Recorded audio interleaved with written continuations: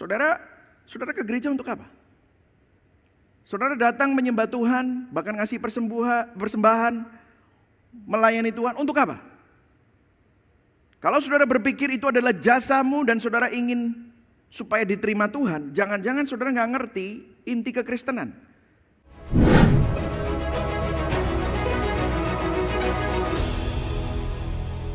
Shalom saudara semua. Selamat pagi, selamat siang ya ini ya saudara ya. Senang sekali saya ada di sini.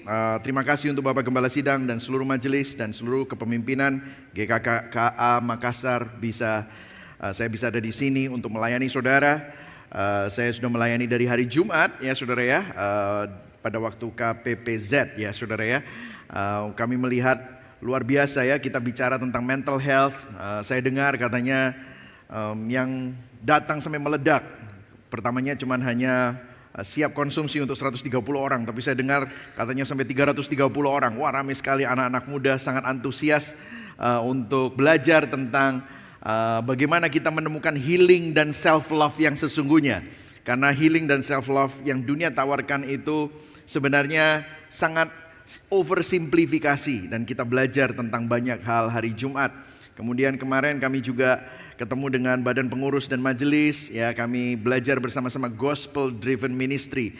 So saya juga banyak ketemu sama para leader di tempat ini. Saya berdoa supaya GKKA Makassar bisa menjadi terang dan garam di tengah kota Makassar dan untuk generasi yang terhilang di kota ini. Amin saudara ya. Saya ingin perkenalan sedikit. Nama saya Pendeta Michael Krisdion. Saya menggembalakan di Surabaya. Saya bersama dengan istri saya, kami sudah menikah 24 tahun ya. Dan kami baru 10 tahun di Indonesia, saudara ya. Sebelumnya kami melayani, menggembalakan, berkeluarga ya. Sejak saya lulus SMA, saya sudah tinggal di Amerika. 22 tahun, saudara, saya ada di Amerika, menggembalakan di sana. Dan tahun 2014 kami pulang ke Indonesia dan menggembalakan di Surabaya, Gibeon Church, Surabaya ya saudara ya. Jadi jemaat Gibeon Church mengucapkan salam kepada jemaat GKKA Makassar ya saudara ya. Dan kami punya 3 anak, anak yang pertama umur 22 tahun, yang kedua umur 17, dan yang terakhir umur 12, laki-laki perempuan. Dan saya sangat passionate, terutama untuk misi, penginjilan, dan terutama untuk gospel centered movement. Dan hari ini saya dikasih tema ritual atau relationship. Banyak dari kita seringkali menjadi orang Kristen tanpa kita sadari, setelah bertahun-tahun kita menjadi orang yang datang ke gereja, mendengar tentang firman Tuhan, mendengar karya Kristus. Tanpa kita sadari hati kita sudah kapalan, sudah terbiasa dengan kata-kata anugerah, berita salib. Setiap minggu kita melakukan pengakuan dosa. Tetapi apakah betul kita itu menghidupi ini sebagai iman kita karena kita berelasi dengan Tuhan? Ataukah kita hanya melakukan ritual-ritual kosong, ritual agamawi? Dan hari ini kita akan mengecek hati kita bersama-sama, supaya saudara bukan cuma hanya KTP-nya saja yang Kristen, tetapi saudara benar-benar menghidupi iman ini. Jangan kaget saudara, tahun-tahun berikut ini dunia gak semakin baik. Keadaan ekonomi gak semakin baik, makin banyak bencana. Itu adalah apa yang dikatakan firman Tuhan tentang keadaan dunia yang sudah jatuh dalam dosa. Kalau iman saudara hanya Kristen KTP, saudara gak akan bisa tetap teguh dalam menghadapi semua tantangan. Saudara akan mudah hancur, saudara akan mudah kecewa. Dan saya berdoa biarlah hari ini saudara dapat mengecek hati saudara, supaya fondasi yang ada di dalam hati saudara itu bukan hanya sekedar ritual agamawi, tapi saudara bisa memiliki relasi yang kuat dengan Tuhan. Maka nas kita hari ini yang akan kita baca dari firman Tuhan adalah Lukas 18 ayat 9 sampai ayat yang ke-14. Kita akan membacanya bergantian, saya baca bagian yang kuning, saudara baca yang putih ya saudara ya. Lukas 18 ayat 9 dan kita bergantian. Saya mulai terlebih dahulu, ayat yang ke-9. Dan kepada beberapa orang yang menganggap dirinya benar dan memandang rendah semua orang lain, Yesus mengatakan perumpamaan ini. Ayat 10. Ada 2 orang pergi ke bait Allah untuk berdoa. Yang seorang adalah Farisi dan yang lain pemungut cukai. Orang Farisi itu berdiri dan berdoa dalam hatinya begini. Ya Allah, aku mengucap syukur kepadamu karena aku tidak sama seperti semua orang lain. Bukan perampok, bukan orang lalim, bukan pezina, dan bukan juga seperti pemungut cukai ini. Ayat 12, saudara. Aku berpuasa 2 kali seminggu dan aku memberikan 1/10 daripada penghasilanku. Tetapi pemungut cukai itu berdiri jauh-jauh, bahkan ia tidak berani menengadah ke langit, melainkan ia memukul diri dan berkata, Ya Allah, kasihanilah aku orang berdosa ini. Ayat 14 kita baca sama-sama. Aku berkata kepadamu, orang ini pulang ke rumahnya sebagai orang yang dibenarkan Allah, dan orang lain itu tidak. Sebab barang siapa meninggikan diri, ia akan direndahkan, dan barang siapa merendahkan diri, ia akan ditinggikan. Beginilah firman Tuhan. Berbahagialah orang yang mendengar firman Tuhan, memelihara dalam hatinya, dan melakukan dalam hidupnya. Poin saya ada 3 hari ini. Pergumulan universal bagi semua orang. Kemudian yang kedua, solusi agama untuk mengubah kita dari luar ke dalam. Dan solusi Injil dari dalam keluar. Outside in and inside out. Nah, kita akan memulai pergumulan universal bagi semua orang. Yang saya belajar katakan yes. Yes, oke. Nah, kita tadi baca ayat yang ke-9. Dan kepada beberapa orang yang menganggap dirinya benar dan memandang rendah semua orang lain, Yesus mengatakan perumpamaan ini. Jadi Yesus mengatakan perumpamaan ini karena dia tahu hati orang yang mendengarnya. Nah, di sini dikatakan menganggap diri benar. Itu bahasa Inggrisnya, saya terjemahkan di sini dalam bahasa Inggris, trusted in themselves that they were righteous. Mereka percaya sama diri mereka sendiri bahwa mereka itu benar karena dirinya. Saudara, mungkin anak-anak muda, saya lihat banyak anak muda di sini. Waduh pastor, waduh Pak Pendeta, zaman ini itu udah bukan zamannya untuk ngomong benar. Apa yang benar bagi kamu, apa yang benar bagi saya, itu belum tentu sama. Itu orang modern bilang begitu. Sebenarnya itu bukan orang modern, tetapi itu adalah paham postmodernisme. Ukuran benar menurut satu orang belum tentu benar menurut orang lain. Itu dunia bilang begitu. Zaman sekarang itu ngomongnya begitu. Ya, Oprah Winfrey, seorang tokoh liberal di Amerika, dia bilang gini, live your truth. Because your truth might not be the same as someone else's truth. Hidupilah kebenaranmu, karena mungkin kebenaranmu belum tentu sama dengan kebenaran orang lain. Jadi segala sesuatu sekarang serba abu-abu. Semuanya kabur. Apapun bisa, apapun jadi. Dan saya mau explore tentang ini, saya kontekstualisasikan supaya mendarat ya. Yang penting gini, as long as you're happy, yaitu kebenaranmu. Wah, sudah pernah dengar begini? Ya, ini biar saudara mendarat gitu loh ya. Kalau baca Alkitab itu mendarat. As long as you're happy, it's okay, do it. Nah, tapi saya mau bertanya lebih dalam, apa sih yang membuat orang happy? Nah, saya akan coba hit semua segmen dari jemaat ya. Saya ketemu dengan beberapa orang tua. Saya lihat ada banyak orang tua juga. Apa yang membuat orang tua happy? Kalau anaknya masuk universitas tertentu, bangganya setengah mati. Wah, saya pernah punya teman yang anaknya masuk ke Harvard, Yale, MIT. Wah, bangganya setengah mati. Atau mungkin lulus ujian tertentu. Anaknya tersenyum, happy. Kenapa? Karena bisa membuat orang tuanya bangga. Mereka happy, anaknya happy, mereka merasa puas. Oke, itu orang tua. Mungkin saya di sini mau ngomong sama para jomblo, yang single. Wah, nembak cewek yang cantik yang ditaksirnya dan tembakannya diterima. Wah, cintaku tidak bertepuk sebelah tangan. Dan mereka pacaran, mereka happy karena cintanya tidak bertepuk sebelah tangan. Seorang karyawan profesional, bekerja keras, akhirnya naik pangkat atau jabatan. Akhirnya memiliki gaji yang lebih tinggi sehingga dia bisa bawa pulang penghasilan yang lebih banyak untuk keluarganya. Dia happy. Kenapa? Karena suaminya membuktikan diri kepada istri dan anak-anaknya bahwa dia mampu menyediakan. Semuanya happy. Ini saya ngomong sama mungkin Gen Z. Anak-anak muda ini kayaknya di sini juga banyak. Mungkin Anda gamer. Wah, seorang gamer. Sangat senang saat dia menang dan ada kepuasan bahwa namanya tercantum sebagai scorer terbesar, scorer tertinggi, memiliki rekor kemenangan yang besar. Wah, kemenangannya diakui. Dia happy. Mungkin Anda pengusaha, pemilik pabrik.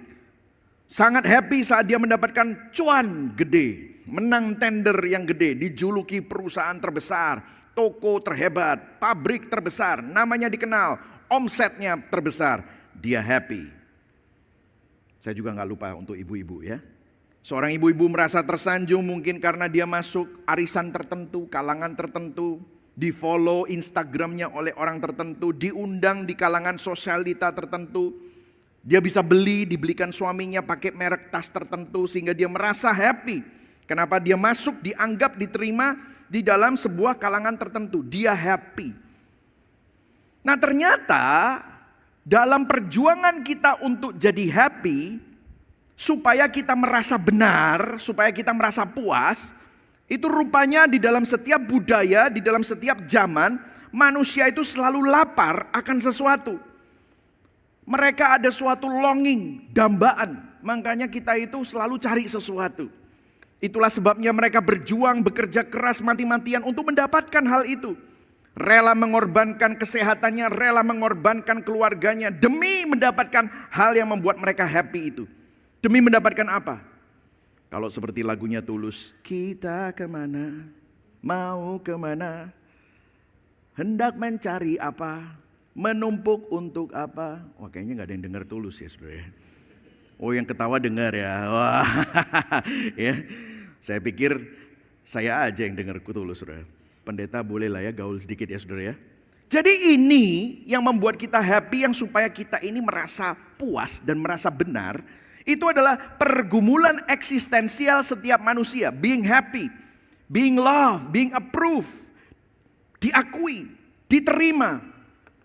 Ini adalah pergumulan setiap manusia. Dan di dalam lubuk hati yang terdalam manusia selalu haus untuk mendambakan makna atau tujuan, pengakuan, penerimaan, penghargaan di dalam kehidupan. Itulah sebabnya kita berjuang untuk mendapatkan hal itu. Nah sebenarnya ini bukan hal yang buruk. Karena ini adalah bagaimana Tuhan menciptakan kita. Sebenarnya kalau kita kembali ke Adam dan Hawa di kitab Kejadian pasal 1 dan 2. Manusia pertama Adam dan Hawa itu bahagia, puas, dikasihi dan diterima. Kenapa? Karena dia diterima, dikasihi dan bahagia. Karena mereka hidup penuh kebebasan, hubungannya harmonis dengan Allah. Gak ada rasa malu, gak ada rasa takut, gak ada rasa ketertolakan. Tidak perlu bersembunyi. Tidak perlu berpura-pura. Kita semua memiliki kemuliaan Allah. Tetapi waktu manusia pertama itu jatuh dalam dosa karena mereka lebih percaya kepada kebohongan dan berusaha menjadi Tuhan atas dirinya sendiri, mereka kehilangan bahagia itu. Mereka kehilangan penerimaan itu. Mereka kehilangan kasih itu. Mereka kehilangan kemuliaan Allah. Jadi dosa membuat kita kehilangan semua itu. Sehingga kita memiliki kelaparan yang tidak pernah terpuaskan. Itulah sebabnya kita selalu berusaha melakukan self-justification. Kita berusaha mencari pembenaran diri. We lost God's righteousness. Kita kehilangan kebenaran Allah. That's why we always seek self-justification. Kita kehilangan kebenaran Allah, karena itu kita selalu berusaha untuk menemukan pembenaran diri. Dan itu bisa melalui kekayaan, melalui pembuktian, melalui penampilan. Saudara tahu sekarang dokter yang paling laris di seluruh dunia apa? Plastik surgery. Dokter operasi plastik. Kenapa? Hidung kurang mancung. Muka kurang harus ditarik, saudara. Kurang kurus, kurang bahenol, ditambahin di mana-mana. Kenapa? Mereka berusaha menemukan self-justification. Supaya apa? Dikasih, diterima. Dianggap orang berharga. Dianggap orang cantik. Kita harus berjuang untuk nunjukin punya uang. Harus jam mahal, mobil mahal, rumah mentereng. Untuk apa? Wah, supaya harga dirinya naik. Self-justification. Karena kita kehilangan harga diri gara-gara dosa. Karena kita kehilangan kehormatan, kehilangan kebenaran gara-gara dosa. Nah inilah pergumulan eksistensial kita. Dan semua kita terus berusaha mengatasi hal ini. Nah bagaimana biasanya manusia berusaha mencari solusi terhadap kebenaran yang hilang ini. Nah, solusinya biasanya dari luar ke dalam. Nah, kita akan lihat lagi ayat 9 bahwa Yesus berkata, dia memberikan perumpamaan ini karena beberapa orang yang menganggap dirinya benar dan memandang rendah semua orang. Maka kita akan selidiki dua karakter yang sedang dibicarakan oleh Yesus. Ada dua orang pergi ke bait Allah untuk berdoa. Yang seorang adalah Farisi dan yang lain adalah pemungut cukai. Kita akan bahas satu-satu. Orang Farisi. Saudara, kalau dipikir, orang Farisi ini sebenarnya seakan-akan dia orang baik ya saudara. Karena saat di firman Tuhan dikatakan dia apa? Ayo kita baca sama-sama. Bentar. Kita baca sama-sama ayat yang ke-11. Oke?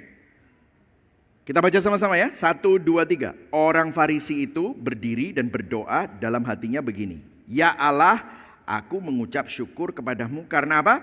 Aku tidak sama seperti semua orang lain. Bukan perampok, bukan orang lalim, bukan pejinah, dan bukan juga seperti pemungut cukai ini. Kalau saudara lihat, banyak orang seperti orang Farisi ini.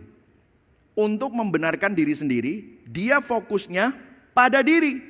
Tahukah saudara, self-justification, fokus on self, not God. Pembenaran diri sendiri, fokusnya pada diri sendiri, bukan kepada Tuhan. Dan bagaimana dia membenarkan diri sendiri? Kalau kita kembali ke doa itu, doa orang Farisi ini kelihatannya baik karena diawali dengan pengucapan syukur. Ya Allah, aku mengucap syukur kepadamu. Wah, kelihatannya baik ya. Tapi gini, ada yang lucu di dalam doa pengucapan syukur. Saya kasih ilustrasi deh. Kalau saudara mau menulis ucapan terima kasih sama orang, biasanya saudara akan begini. Saya mengucapkan terima kasih kepada Bapak yang terhormat. Nah, setelah itu apa? Ya, kita harus berterima kasih tentang jasa Bapak itu atas kebaikannya. Betul nggak sih? Kan seharusnya begitu. Tapi coba kita lihat di sini. Ya Allah, aku mengucap syukur kepadamu.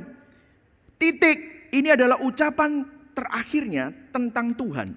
Selanjutnya, dia bicara tentang dirinya sendiri. Dia memuji dirinya sendiri. Jadi seakan-akan begini, di balik penampilannya yang tampaknya beribadah, di balik penampilannya yang tampaknya dia ke rumah ibadah, sebenarnya dia tidak peduli tentang Tuhan. Dia peduli terhadap dirinya sendiri. Di balik semua pembicaraannya tentang Tuhan, semua aktivitas yang mengatasnamakan Tuhan, semua kebaikan moralnya, dia sebenarnya hanya membanggakan dirinya sendiri. Hati-hati, ini model ritual begini saudara. Saudara ke gereja untuk apa? Saudara datang menyembah Tuhan, bahkan ngasih persembahan, melayani Tuhan, untuk apa? Kalau saudara berpikir itu adalah jasamu dan saudara ingin supaya diterima Tuhan, jangan-jangan saudara nggak ngerti inti kekristenan. Maka saudara melakukan ritual-ritual kosong. Itulah yang dinamakan agama. Makanya saudara sering dengar kekristenan itu bukan tentang agama, tetapi kekristenan itu tentang relasi. Nah, nanti saya akan bahas tentang relasi itu seperti apa. Apalagi yang menjadi kesalahan dari orang Farisi ini. Yang kedua, orang Farisi ini menekankan hal yang eksternal, yang luar, bukan kepada karakter, motivasi, atau kedalaman hati. Coba kita lihat doanya apa. Ya Allah, aku mengucap syukur kepadamu, titik, gak ada lagi tentang Tuhan. Karena aku tidak sama seperti semua orang lain. Bukan perampok, bukan orang lalim, bukan pejinah, bukan juga seperti pemungut cukai ini. Aku berpuasa 2 kali seminggu, aku memberikan 1/10 dari segala penghasilanku. Jadi orang Farisi ini berkata, dia bukan perampok. Kenapa? Perhatikan, dia tidak berkata begini.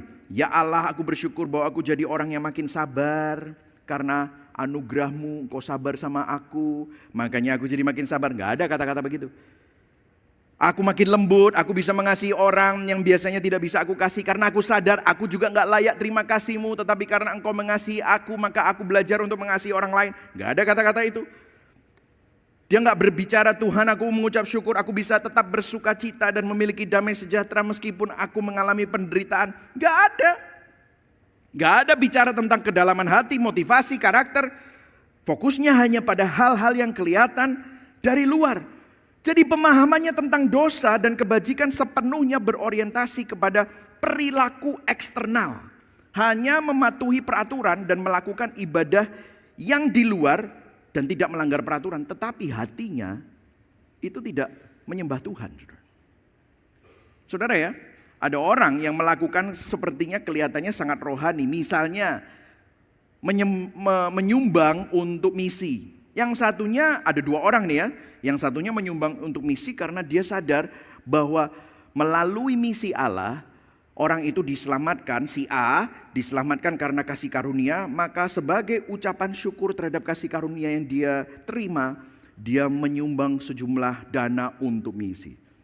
Tapi yang satunya mau menyumbang misi karena apa? Mungkin dimintai oleh ketua misi di gereja, komisi misi di gereja. Ditanya, Bapak mau sumbang misi enggak? Udah ditanyain, enggak nyumbang, enggak enak. Ya udahlah nyumbang, supaya saya kelihatannya baik. Sebenarnya enggak rela, tetapi ya sudah, mau gimana? Kalau nanti saya tidak sumbang, nanti saya enggak enak sama orang lain. Berapa banyak di situ? Kita kadang-kadang seperti itu. Maka kita bisa saja menyumbang, di hadapan manusia kita melakukan hal yang sama seperti orang yang A, tetapi yang sini, sumbangannya itu sebenarnya bukan untuk Tuhan, tetapi untuk pencitraan. Jadi apa yang terjadi? Itu ritual. Itu gak ada hubungannya sama Tuhan, tapi kelakuan yang perilaku yang eksternal untuk diri sendiri. Dan kemudian yang ketiga, memamerkan komparasi, membandingkan diri dengan orang lain. Comparison to feel better. Ayat 9 memberi catatan bahwa ia memandang rendah semua orang, menganggap dirinya benar dan memandang rendah semua orang. Bahkan kalau saudara saya kasih yang warna putih itu, dikatakan aku tidak sama seperti semua orang lain. Bukan juga seperti pemungut cukai ini. Ia berkata, aku nggak sama seperti semua orang lain. Aku lebih baik dari semua orang lain. Perhatikan sesuatu yang menarik di sini. Orang Farisi ini berpikir bahwa ia lebih baik dari orang lain karena ia bukan perampok, pembuat kejahatan, dan dia ini melakukan 10 perintah Allah, bahkan 1/10 dari penghasilannya. Ini sesuai Alkitab. Kemudian dia berkata begini, aku berpuasa 2 kali seminggu. Saudara, by the way, di Alkitab tidak pernah ada perintah berpuasa 2 kali seminggu. Biasanya hanya 1 kali seminggu. Jadi ini pilihan dibuat sendiri. Kenapa? Dia melakukan sesuatu yang lebih daripada yang diharuskan atau dituntut oleh Alkitab, supaya dia merasa lebih rohani dari semua orang. Ini merupakan motivasi yang salah, saudara, pada waktu kita melakukan ini. Dan tanpa kita sadari, kita semua sering melakukan ini dalam hidup keseharian kita. Bahkan kadang-kadang kita pun juga suka merendahkan orang dari gereja lain, orang dari aliran lain, orang yang mungkin kalau kita ngomong begini, saya kan lebih lumayan daripada dia. Lumayan itu bukan standarnya Tuhan. Lumayan itu standar manusia. Di hadapan Tuhan, lumayan itu tidak sempurna. Maka tetap saja dosa. Amin. Saudara bisa lihat ini. Saudara gini ya, saya tadi pagi saya pakai ilustrasi ini. Saya punya 3 anak kan. Ya, yang 2 anak cowok saya itu tinggi-tinggi. Yang pertama saudara tingginya 187 ya saudara ya. Dan dia tinggi. Jadi kalau ini guyonannya itu, I look up to my son gitu ya. Bagi yang paham saja gitu saudara. Jadi saya itu kalau ngomong sama anak saya begini saudara ya, karena dia tinggi sekali ya.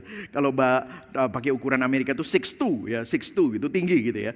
Nah, tapi saya nggak pernah ngelihat dia gini. Dia nggak pernah lihat dia. Kenalan sama orang, sama om gitu, sama teman saya gitu. Om, saya tinggi ya, nggak kayak om pendek gitu. Nggak pernah dia kayak gitu. Karena apa? Kemanapun dia pergi, semua orang tahu dia tinggi. Dia nggak usah pamer tentang ketinggiannya. Dan dia tidak perlu merendahkan orang lain karena ketinggiannya. Karena apa? Itu dari lahir udah kayak begitu. Jadi dia nggak perlu pamer-pamer tentang itu. Kenapa kok orang Farisi itu begitu pamer tentang kebenaran dirinya dan selalu berbangga terhadap kerohaniannya dan membandingkan diri dengan orang lain? Perhatikan saudara. Kalau orang yang benar, orang yang kudus, orang yang benar-benar punya relasi sama Tuhan. Dia nggak usah bangga-bangga. Karena itu memang sudah identitasnya. Tapi kalau suka bangga, jangan-jangan ada ketidakbenaran yang ditutupi. Betul atau tidak, saudara? Ada sesuatu yang dia tutupi karena dia tahu dalam hatinya banyak sekali pergumulan eksistensial itu tadi. Pembuktian diri, penerimaan. Dia selalu cari-cari hal untuk membuat dia itu merasa baik, saudara. Saudara, saya berikan satu ilustrasi lagi ya. Ada sebuah cerita ini. Ada seorang tukang kebun yang menumbuhkan wortel, saudara. Dia tinggal di sebuah kerajaan. Dan karena wortelnya ini panennya luar biasa besar, bagus, benar-benar matang dan besar. Dia mau mempersembahkan wortel terbaiknya ini kepada raja. Jadi dia pergi ke istana, dia bawa ke raja. Dia berkata, "Baginda raja, ini adalah wortel panen yang terbaik yang pernah saya tanam dan pernah saya tumbuhkan.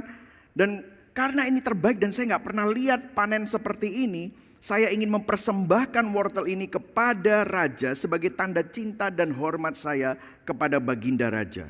Wah, sang raja tersentuh. Sang raja merasa dikasihi. Dan melihat hati pria itu, dia bilang, "Wow, kamu kok baik sekali memikirkan saya dan memberikan yang terbaik." Begini, dia bilang sama ajudannya, "Saya akan berikan kepada kamu bebas biaya sebidang tanah di sebelah kebun kamu. Itu adalah milikku. Biar kamu kerjakan, kamu kembangkan, kamu tanam wortel, kamu tanam sayur-sayuran yang lain. Sehingga nanti tanah itu akan menjadi suatu tanah yang akan berkembang dan berbuah." Wah, rajanya senang, si petani senang. Dia pulang ke rumah dengan sukacita. Tapi pada saat raja ada di situ, ada begitu banyak bangsawan yang ada di sekitar sang raja. Ada bangsawan di istana raja yang mendengar semua itu dan dia berkata di dalam hati, perhatikan saudara. "Wow, jika itu yang didapatkan si petani untuk wortel, bagaimana kalau aku memberi raja sesuatu yang lebih baik? Aku dapat apa ya?" Wah. Jadi besok paginya bangsawan itu datang di hadapan raja. Dia membimbing seekor kuda hitam yang tampan. Dan dia datang kepada raja, dia membungkuk dengan rendah dan berkata, "Baginda raja, tuanku, aku memberikan kuda ini. Dan kuda ini adalah kuda yang terbesar, terkuat, tercepat, tertampan yang pernah aku miliki. Oleh karena itu aku ingin mempersembahkan kepadamu sebagai tanda cinta dan hormat saya kepada baginda raja." Ngomongnya persis kayak si petani wortel. Apa yang terjadi? Maka sang raja menerima dan tahu, raja itu tahu isi hati si bangsawan. Dan dia hanya berkata, "Terima kasih, silahkan pulang." Loh, bangsawannya bingung. Dia mau ngomong apa lagi? Ya udah, dia berbalik pulang. Sebelum dia sampai ke pintu, sang raja bilang, "Hai bangsawan, kamu tahu tukang kebun, tukang wortel, petani wortel yang kemarin memberi aku wortel yang terbaik dengan ketulusan hati untuk mempersembahkannya kepadaku. Tetapi hari ini kamu memberikan kuda itu bukan untuk aku, tapi kamu memberikan kuda ini untuk dirimu sendiri." Saudara, bangsawan itu memberi dengan suatu ekspektasi yang transaksional. Dia melakukan kebaikan dengan satu agenda yang narsis, yaitu berfokus pada dirinya sendiri. Nah, bagaimana dengan kita? Apakah kita datang kepada Tuhan karena Tuhan atau untuk dirimu sendiri? Apakah kita mengasihi keluargamu untuk Tuhan atau mengasihi keluargamu supaya keluargamu utang budi sama aku, kamu? Kadang-kadang kita jadi anak yang hormat sama orang tua, tapi kita nggak mencintai orang tua karena orang tua atau ingin memuliakan Tuhan, tetapi untuk buat orang tua utang budi sama kita. Taunya di mana kalau saudara sudah melanggar ini? Taunya kamu kecewa sama Tuhan. Kalau apa yang kamu doakan ternyata tidak terlaksana, apa yang kamu minta sebagai mujizat dan terobosan tidak terjadi, saudara marah, saudara kecewa. Saudara sudah baik sama anak-anakmu, ternyata anak-anakmu kurang ajar sama kamu. Wah, kamu marah sekali. Kamu sudah baik dan hormat sama orang tuamu. Berharap ada warisan. Warisannya jatuh ke adikmu. Saudara marah sekali. Di sini terlihat motivasimu baik. Motivasimu datang kepada Tuhan. Itu untuk apa? Kalau itu untuk dirimu sendiri, maka saudara sedang melakukan ritual bukan untuk Tuhan, tetapi untuk kepentingan pribadi. Charles Spurgeon di dalam bukunya dia berkata begini, jika kita melakukan sesuatu untuk Tuhan dengan harap untuk mendapatkan berkat atau surga, maka sebenarnya kita tidak melakukannya untuk Tuhan, melainkan untuk diri kita sendiri. Hanya bagaimana obatnya? Hanya pengalaman kasih karunia yang mampu mengubah kita, sehingga saat kita melakukan hal-hal yang baik, itu benar-benar demi kebaikan dan untuk Tuhan. Yang setuju katakan amin. Mari sama-sama kita periksa hari ini hati kita masing-masing. Untuk menjadi seorang Kristen kita harus mengakui masalah kita yang sebenarnya.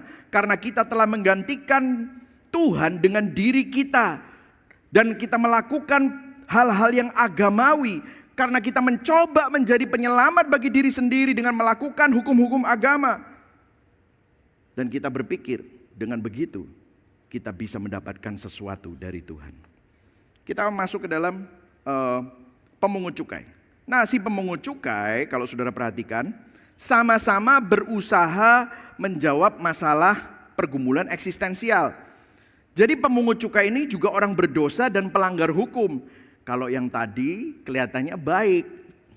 Tapi pemungut cukai dan orang Farisi ini sama-sama berusaha menjawab pergumulan eksistensial. Jangan salah, Yesus bukan menyetujui gaya hidup si pemungut cukai. Jadi kalau Yesus ketemu sama pelacur, sama orang berdosa, sama Sakius, sebenarnya mereka disuruh bertobat juga oleh Yesus. Tetapi dua-duanya ini sama seperti pemungut cukai, seperti juga orang Farisi. Dua-duanya berusaha menjawab masalah pergumulan eksistensial, mencari makna, penerimaan, pembenaran diri, penghargaan dan pengakuan. Yang satu mengikuti hukum dengan agama supaya terlihat baik, yang satu melanggar hukum, hidup dalam hedonisme, hidup dalam dosa. Yang satu mentaati hukum, yang satu melanggar hukum. Tapi dua-duanya sama-sama berdosanya. Sebenarnya Yesus pernah memberikan sebuah perumpamaan yang sama di Lukas 15 tentang perumpamaan prodigal son, anak yang hilang. Saudara masih ingat? Berapa anaknya? Ada si sulung dan si bungsu. Yang bungsu persis kayak pemungut cukai. Dia dapat warisan, minta warisan, bapaknya padahal belum mati. Ini anak ini benar-benar kurang ajar ya saudara ya. Dan dia menghambur-hamburkan pesta pora, jadi anak yang hilang. Tapi anak yang sulung, wah anak yang sulung ini juga parah saudara. Anak yang sulung ini juga tidak peduli terhadap bapaknya. Yang dia cari apa? Waktu dia lihat bahwa bapaknya itu menerima anak sulung, apa yang terjadi? Dia marah. Aku taat, gak pernah melanggar perintah bapak. Dalam hati saya, masa kita gak pernah melanggar perintah Tuhan? Masa melanggar cuma gak ketahuan, betul ya? Masa, tapi apa yang terjadi? Lembu aja gak dapat gua. Jadi dua-dua hilang. Yang satu hilang di luar, yang satu hilang di rumah. Nah saudara ini lihat cerita yang sangat mirip. Anak yang sulung sama dengan orang Farisi. Anak yang bungsu sama dengan si pemungut cukai. Jadi kalau kita lihat kekristenan, Injil itu selalu lawannya ini loh, hidup dalam dosa atau agama. Saudara lihat ya, ini orang yang cari makna, wah dia bisa. Jadi gini ya, orang yang berdosa itu kalau misalnya dia itu hedonis, wah pokoknya ancur-ancuran hidupnya. Sebenarnya dia juga cari makna pembenaran diri karena dia kehilangan sesuatu maka dia cari kepuasan. Tapi ada juga orang yang aku gak mau kayak gitu. Aku jadi orang baik, aku jadi orang beragama. Tapi kalau itu tidak dilakukan untuk Tuhan, maka sama saja saudara. Menjawab pergumulan eksistensial dengan agama tidak menyelamatkan. Menjawab pergumulan eksistensial dengan hidup dalam dosa juga tidak menyelamatkan. Disinilah kita harus melihat dari perspektif Injil. Apa kata firman Tuhan? Karena Injil adalah jalan ketiga.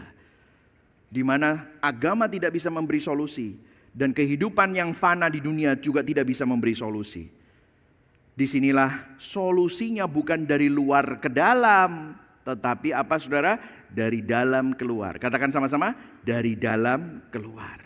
Tuhan ingin memberikan hati yang baru. Dan caranya untuk mendapatkan hati yang baru, saudara lihat, ini luar biasa.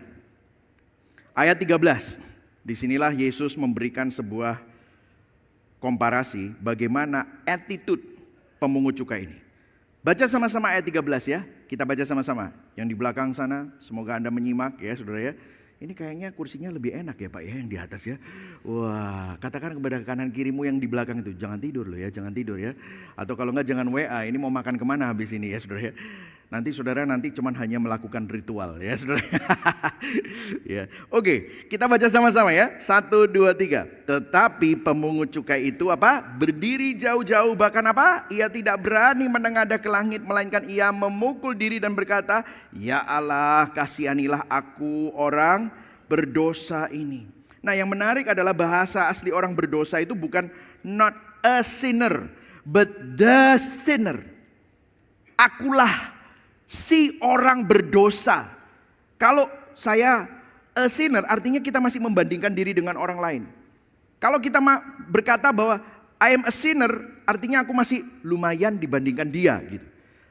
Akhirnya kita tidak benar-benar memiliki pengertian yang benar tentang pertobatan. Tetapi waktu si pemungut cukai itu bilang I am the sinner, dia memiliki pengertian yang benar tentang pertobatan. Karena apa? Dia bukan hanya bertobat karena konsekuensi dosanya. Misalnya konsekuensi dosa gini ya saudara ya. Kalau saudara serakah, saudara mau investasi karena spekulasi, dan saudara sekarang rugi dan terjerat hutang. Terus saudara datang sama Tuhan, "Oh, nangis Tuhan, aduh gara-gara aku spekulasi." Ya kelihatannya saudara bertobat, tapi itu belum tentu bertobat. Karena saudara hanya menyesal karena konsekuensi keserakahan saudara. Si orang pemungut cukai ini bukan bertobat karena konsekuensi dosa. Dan juga bukan bertobat karena apa yang eksternal saja. Kelihatannya dia bertobat nangis, tapi sebenarnya hatinya belum tentu nangis. Tetapi dia bertobat dan berduka karena sadar bahwa dirinya adalah the sinner.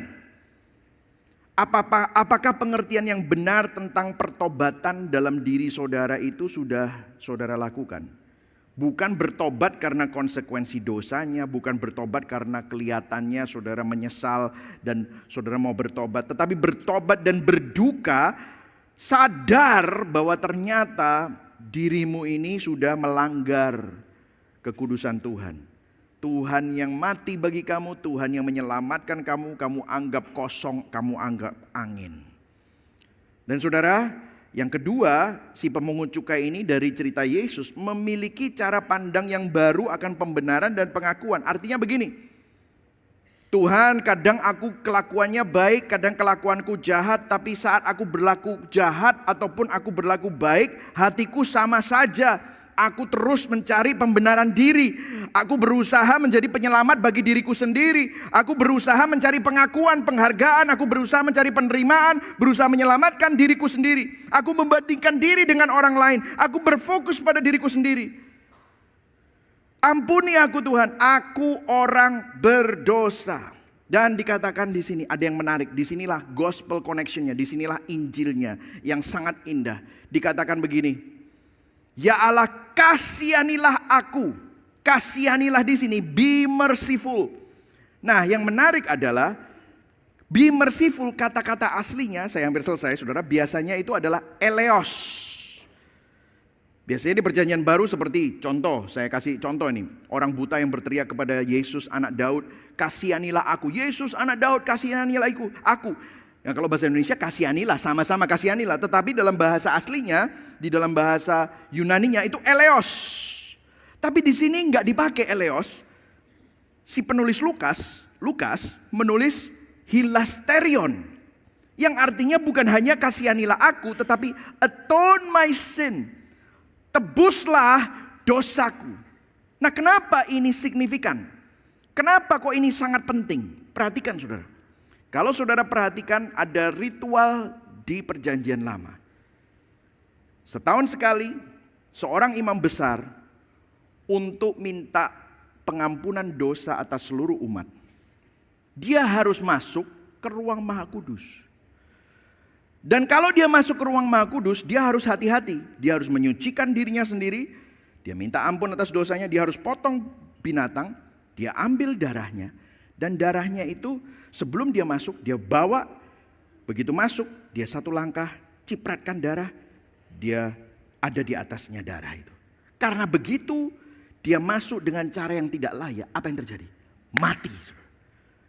Karena dia orang berdosa dan ketemu sama Allah yang kudus. Dia cipratkan lagi, dia langkah satu. Sampai 7 langkah kira-kira. Dan kemudian di depan tabut perjanjian. Ini tabut perjanjian. Apa yang dia lakukan? Saudara, berapa banyak di sini tahu isinya tabut perjanjian? Saya jelaskan sedikit ya. Tadi pagi saya nggak sempat jelaskan. Di tabut perjanjian itu ada 3. Tongkat Harun yang menunjukkan kepemimpinan Tuhan. 10 perintah Allah, loh batu 10 perintah yang menunjukkan kekudusan dan standar Tuhan. Kemudian mana, ada buli-buli emas berisi mana, yang melambangkan apa? Kepemimpinan Tuhan, tongkat Harun.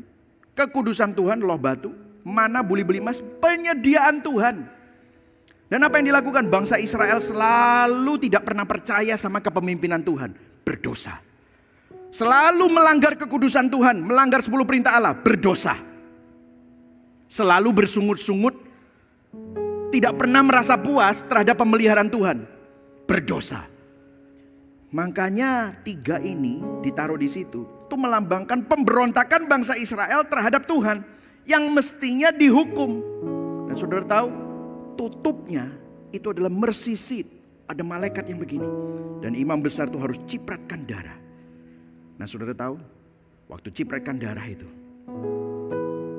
ritual ini namanya hilasterion. Penebusan bahwa kita sudah berdosa. Dan hilasterion ini digunakan di dalam Ibrani 2 ayat 17 untuk Yesus. Karena Ibrani 2 ayat 17 kita diberitahu bahwa alasan kenapa Yesus jadi imam besar yang sempurna, yang penuh dengan belas kasihan, setia kepada pelayanannya kepada Allah, agar dia dapat membuat hilasterion, be merciful, ada belas kasihan, ada pendamaian untuk dosa orang-orang yang berdosa itu, umat Tuhan yang berdosa. Ibrani 2 ayat 17 dikatakan begini. Itulah sebabnya maka dalam segala hal ia harus disamakan dengan saudara-saudaranya. Baca yang kuning sama-sama. 1, 2, 3. Supaya ia menjadi imam besar yang apa? Menaruh belas kasihan. Kata-kata yang sama, hilasterion, yang dipakai oleh si pemungut cukai dan yang dikatakan oleh Yesus. Dan yang setia kepada Allah untuk apa? Mendamaikan dosa seluruh bangsa. Hari ini saudara tidak lagi memiliki imam besar yang fana, tetapi Yesus adalah imam besar kita.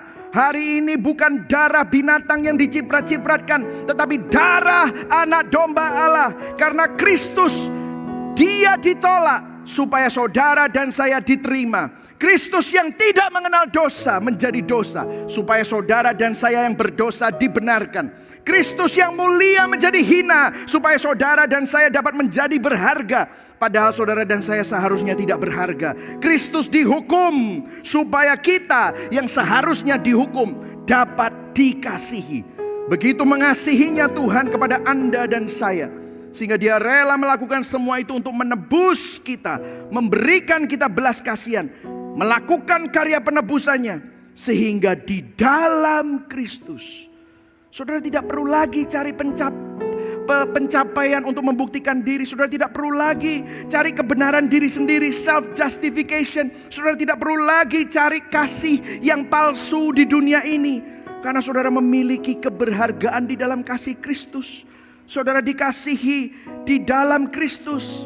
Saudara sekarang ditebus. Dulu kita musuh Allah yang seharusnya binasa karena dosa, tetapi sekarang kita menjadi anak-anak Allah. Amin saudara.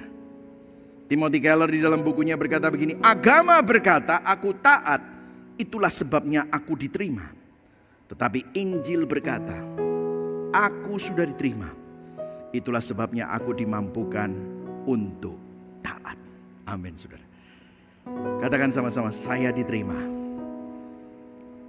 di dalam Kristus. Katakan sama-sama, di dalam Kristus. Itulah Injil. Kalau kita kembali ke diagram ini, saudara tidak perlu lagi cari pengakuan penerimaan as long as you're happy. No, di dalam dosa you don't have to do that anymore.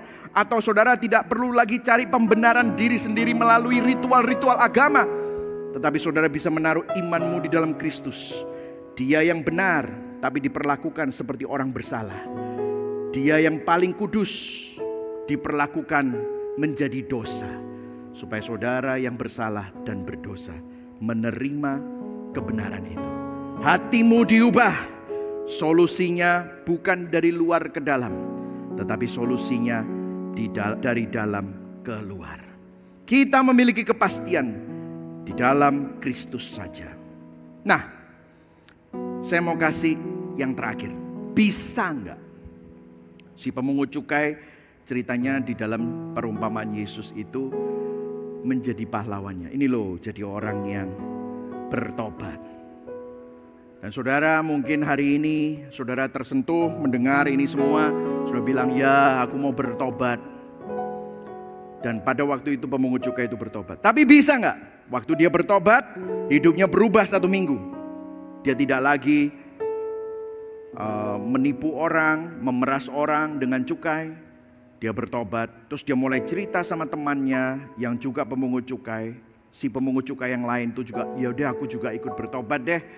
Minggu depan kita sama-sama ke gereja. Dan di gereja si pemungut cukai dan temannya si pemungut cukai, yang temannya pemungut cukai ini yang baru datang ke gereja, melakukan persis yang sama. Aduh, aku berdosa Tuhan. Tapi seminggu kemudian si pemungut cukai merasa dirinya lebih baik dan dia berdoa sama Tuhan. Tuhan, terima kasih. Minggu ini aku lumayan. Tidak seperti dia, temanku pemungut cukai. Ini bukan di Alkitab ya, gak ada di Alkitab. Tetapi bisa gak si pemungut cukai kayak gitu? Saya mau nanya, boleh dijawab? Bisa gak? Bisa. Saudara, mungkin dulu saudara pernah bertobat. Mungkin dulu saudara benar-benar seperti pemungut cukai itu yang menerima hilasterion. Tetapi sudah bertahun-tahun salib tidak memelelehkan hatimu lagi. Saudara tidak lagi bergetar pada waktu saudara melihat anugerah. Hatimu sudah dingin, hatimu sudah hambar. Itulah sebabnya khotbah yang terpenting yang perlu kita dengar setiap kali adalah Injil yang kita khotbahkan pada diri kita sendiri. Apakah hati saudara hancur waktu melihat bahwa Tuhan yang kudus mau berkorban untuk saudara yang berdosa? Apakah hatimu bergetar dan meleleh pada waktu melihat Allah yang maha mulia rela melakukan yang paling hina supaya saudara yang tidak berharga dan hina itu menerima kemuliaan Allah? Kalau saudara sudah tidak lagi bergetar, hatimu akhirnya jadi seperti si pemungut cukai yang sama seperti si Farisi.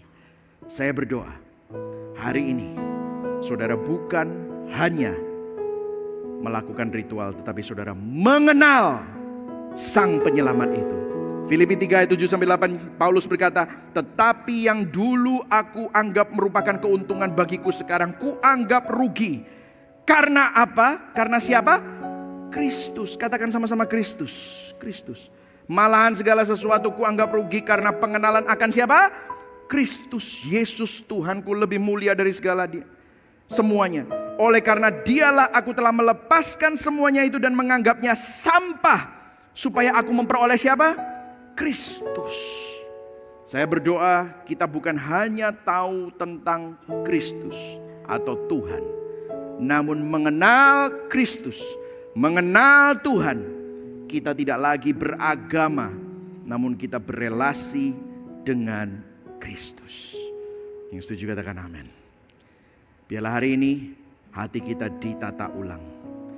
Sebelum kita berdoa, saya ingin memberikan dan membacakan implikasi Injil. Karena Injil, karena berita anugerah ini, kita tidak merasa lebih baik dari orang lain saat mampu taat. Karena kalau saudara bisa taat, itu semata-mata karena Kristus. Yang setuju katakan amin. Kalau saudara bisa berbuat baik, itu semata-mata karena apa? Anugerah Kristus. Karena Injil. Kita juga tidak mudah baper atau minder saat ditolak atau kurang dihargai. Saudara nggak cari pembenaran diri lagi. Karena Injil, saudara tidak berfokus pada diri, tetapi kepada Kristus. Karena Injil, saudara memiliki hati yang lembut, yang terus diperbaharui, terus memandang kepada salib, dan mudah bertobat. Hari ini saya berdoa supaya saudara bukan hanya melakukan ritual, tetapi saudara membangun kembali relasi dengan Tuhan. Mari sama-sama kita berdoa.